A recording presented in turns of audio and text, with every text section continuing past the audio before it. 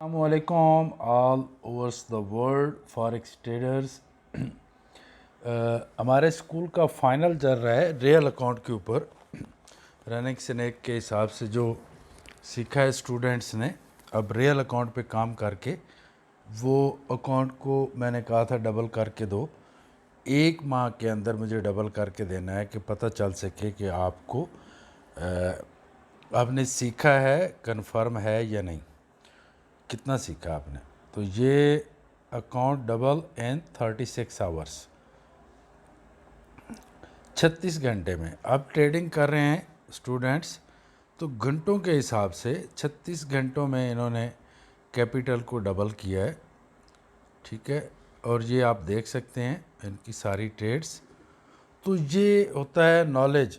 और छोटी छोटी ट्रेड्स, अकाउंट छोटा है, ट्रेड साइज़ भी बहुत छोटे हैं, और इंट्राडे ट्रेडिंग को हमने इतना इजी कर दिया है जिसके बारे में स्केच है लोगों का कि बहुत मुश्किल है, इंट्राडे में काम करना बहुत ही मुश्किल है। और जस्ट गोल्ड पे ट्रेड इन्होंने किए हैं, जबकि ये चाहें तो दुनिया के किसी पेयर पे भी काम कर सकते हैं। माशाल्लाह, excellent mister Shripal, very nice, excellent.